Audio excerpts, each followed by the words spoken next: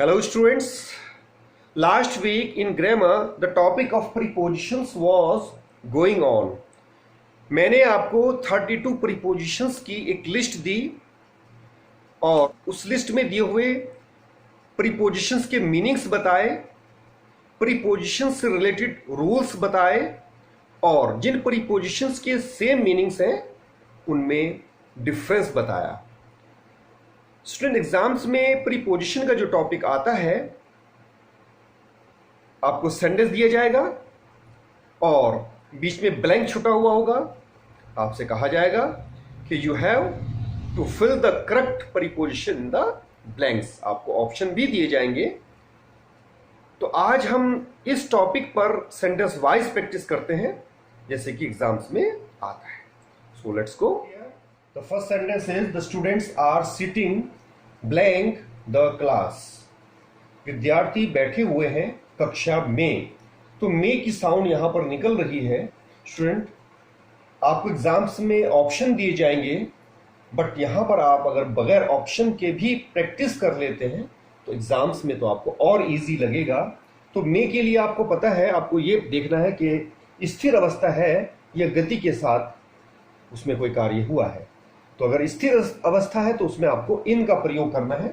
तो इस सेंटेंस में कहीं भी ऐसा नहीं हो रहा है कि विद्यार्थी कक्षा में आए। तो आने में तो गति होती है, अगर केम होता है यहां पर तो इनटू लगाते, परंतु पहले से ही कक्षा में बैठे हुए इस सेंटेंस से पता चल रहा है। तो you have to use in the blank.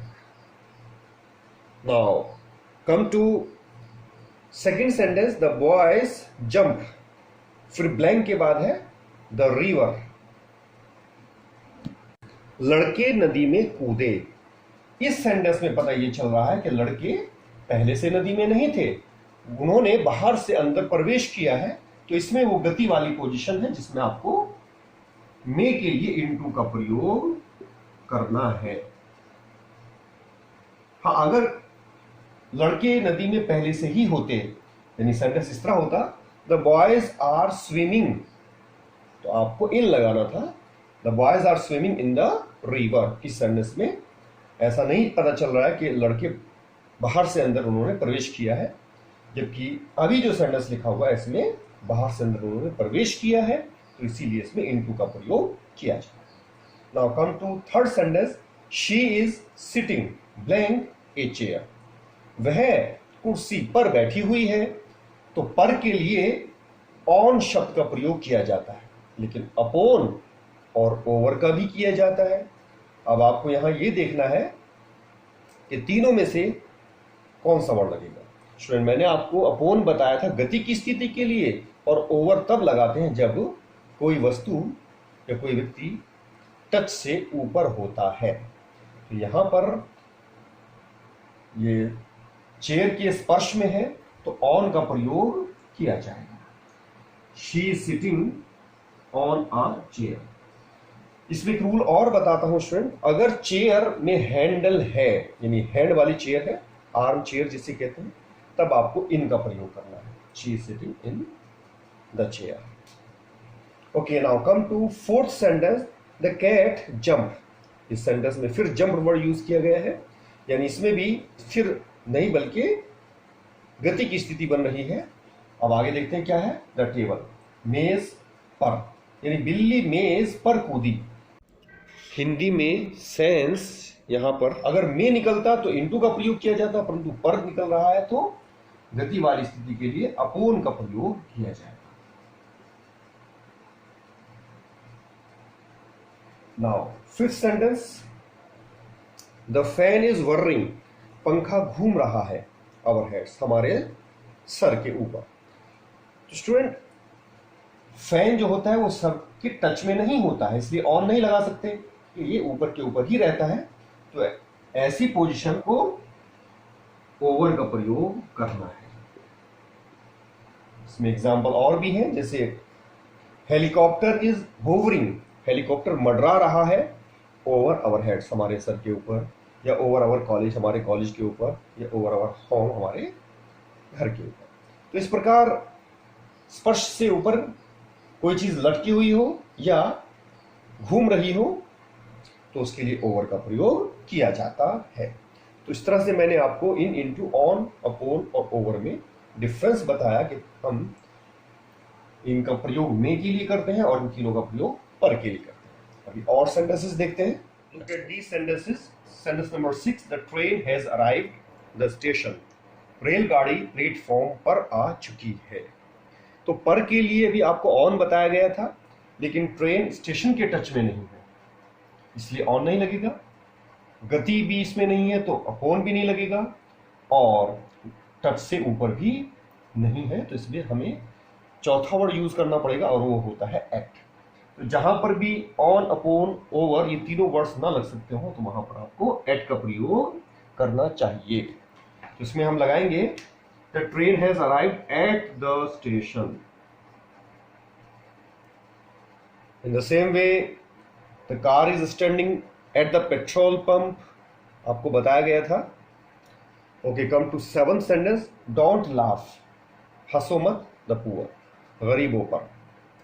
तो यहां पर भी पर का सेंस है, और ऑन, अपॉन, ओवर तीनों में से कोई भी वर्ड्स में सूट नहीं कर रहा है, तो हमें यहां भी एट लगाना है।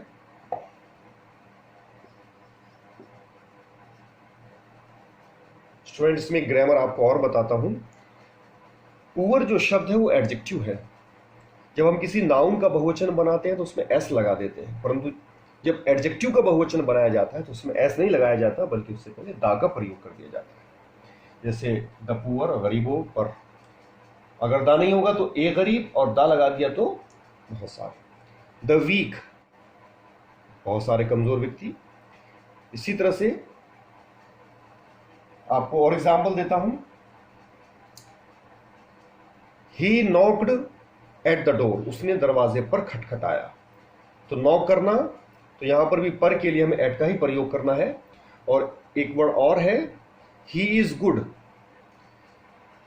और उसके बाद अगर कोई सब्जेक्ट दिया जाता है, इंग्लिश, मैथ्स, साइंस, तो आपको वहां भी एट का प्रयोग करना है, क्योंकि गुड के बाद भी एट का ही प्रयोग किया जाता है। Now come to sentence number 8, 9 and 10 तीनों सेंटेंसेस ये स्थान के लिए हमें यूज करने हैं। दे लिव, वे रहते हैं यमुनानगर। अब यमुनानगर कैसा स्थान है? मैंने कहा था गांव, कस्बों और छोटे शहरों के लिए एट का प्रयोग करना चाहिए। तो यमुनानगर छोटा शहर है, तो यहां पर हम एट का प्रयोग करेंगे। डज ही लिव, क्या वह रहता है, ब्लैंक के बाद कोलकाता और उसके बाद क्वेश्चन मार्क। ये इंट्रोगेटिव सेंटेंस है, क्या वह रहता है कोलकाता में। तो यहां पर हमें एट और इन दोनों में से एक लगाना है, लेकिन कोलकाता बड़ा शहर है, ये मेट्रो सिटी है, तो इसलिए हमें यहां पर इन लगाना है। तो मेट्रो सिटीज हो या किसी स्टेट की कैपिटल्स हो तो वहां पर हमें इनका ही प्रयोग करना है। इन द सेम वे प्रदेशों से पहले और देशों के नाम से पहले भी इनका ही प्रयोग किया जाएगा। अब एक यहाँ पे ये पोजीशन है कि इस सेंटेंस में दो स्थान दिए गए हैं, पटेल नगर और मुजफ्फरनगर, और दोनों ही छोटे हैं। मुजफ्फरनगर छोटा शहर है और पटेल नगर मुजफ्फरनगर का इलाका। तो ऐसे में हम दोनों में एट का प्रयोग नहीं करेंगे, बल्कि जो सबसे छोटा है वहां पर एट का प्रयोग करेंगे, और उससे बड़ा जो है वहां पे इन का प्रयोग करेंगे। तो इस तरह से वी लिव, हम रहते हैं एट पटेल नगर इन मुजफ्फरनगर। इस प्रकार ये मैंने स्थानों पर आधारित आपको 3 एग्जांपल्स दिए। नाउ अब हम समय पर आधारित सेंटेंस प्रैक्टिस करते हैं। Sentence number 11, I shall reach you, मैं आपके पास पहुंच जाऊंगा 8 o'clock, 8 बजे। ये टाइम दिया जा रहा है, तो टाइम से पहले हमेशा एट का प्रयोग किया जाता है। इसमें मैं आपको एक बात और बता देता हूं, रीच का मतलब होता है पहुंचना, और रीच के बाद कभी भी किसी प्रीपोजिशन का प्रयोग नहीं करना चाहिए। अगर कम या गो होता तो हम यहां पे टू लगाते। दूसरी बात, वो जो शब्द है ये भी प्रीपोजिशन है, ये शॉर्ट फॉर्म है ऑफ की। Okay, now come to sentence number 12, I go for walk, मैं घूमने के लिए जाता हूं द मॉर्निंग, सुबह में।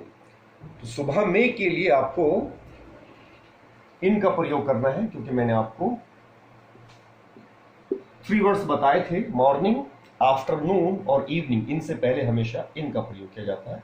अगर मॉर्निंग के स्थान पर यहां पर नाइट, मिडनाइट या नून होता तो आप यहां पे एट लगाते। Sentence number 13, my friend will come, मेरा मित्र आएगा मंडे, दिन का नाम दिया गया है। तो दिनों और तारीखों से पहले मैंने ऑन बताया था, तो यहां पे ऑन का प्रयोग किया जाए।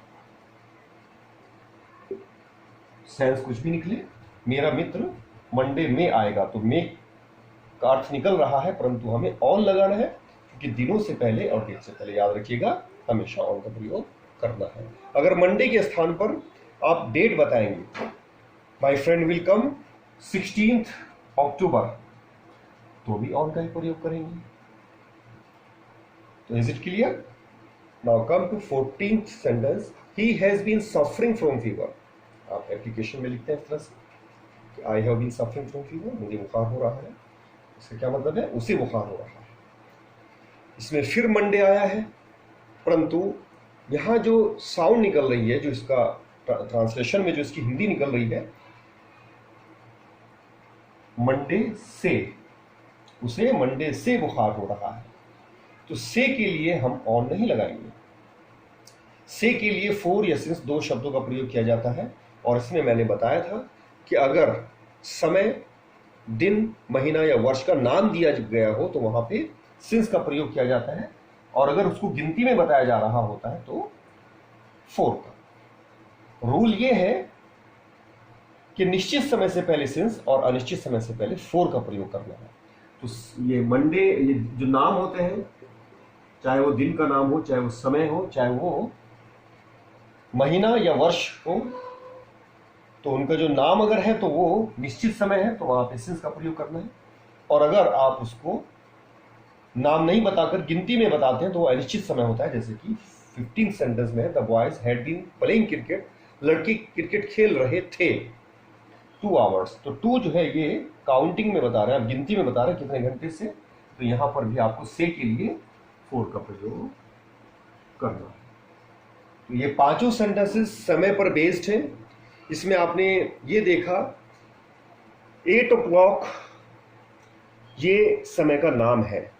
अगर यहां पर से की साउंड निकलती तो हम निश्चित रूप से यहां पे सिंस का प्रयोग करते हैं। सेंस यहां पे परफेक्ट कंटिन्यूस वाला होता है, यानी हैज बीन, हैव बीन या हैड बीन के बाद आईएनजी लगी हुई होती, और उसके बाद 8 बजे से, तो यहां पे हम सिंस लगाते। परंतु यहां पर से का अर्थ नहीं है, बल्कि क्या है, सिर्फ टाइम दिया जा रहा है कि इतने बजे मैं ये काम करूंगा, या मैं वहां पहुंचूंगा, या मैं उसके पास पहुंचूंगा। तो इस प्रकार एट का प्रयोग करेंगे ऐसे कंडीशन में। और यहां पर मॉर्निंग में तो ये भी समय है, तो मैंने कुछ वर्ड्स आपको दिए हैं जहां जिनसे पहले इन लगाना है, मॉर्निंग, इवनिंग, आफ्टरनून। बाकी अन्य वर्ड से पहले आपको एट लगाना है। इसमें भी अगर ये से का साउंड निकल रहा होता तो हमें सिंस ही लगाना था, क्योंकि मॉर्निंग भी एक निश्चित समय है। और यहां पर देखिए, तो मेरा मित्र आएगा मंडे में, तो मे की साउंड है इसलिए ऑन लगाया है, क्योंकि दिनों और तारीखों से पहले ऑन बताया था। लेकिन अगर से का अर्थ यहां पे निकलेगा, जैसे कि यहां भी मंडे ही लिखा है मैंने, तो से के अर्थ में आपको सिंस का प्रयोग करना है। तो पहली बात तो आपको यह देखना है कि समय, दिन, महीना और डेट, इनमें हमें क्या दिया गया है। फिर उसकी ये देखना है कि साउंड क्या निकल रही है। अगर से की साउंड निकल रही है तो हमें सिंस या 4 में से ही लगाना है। और उसमें ये ध्यान रखेंगे कि नाम वाले जितने भी शब्द होते हैं, चाहे वो दिन के नाम हो, महीनों के नाम हो, या वर्ष के नाम हो, या फिर समय का नाम, ये 8 o'clock, 8:30 AM या 8:30 PM, ये सब नाम में के अंतर्गत आता है, जो निश्चित समय कहलाता है, तो सिंस लगाएंगे। अन्यथा काउंटिंग में 1 घंटा, 2 घंटा, 3 घंटा, 1 मिनट, 10 मिनट, 20 मिनट, 25 मिनट, 1 महीना, 2 महीना, 3 महीना, 1 वर्ष, 2 वर्ष, 3 वर्ष, तो इस प्रकार आप वहाँ पे 4 का प्रयोग करें। तो ये तो सिर्फ से के लिए है।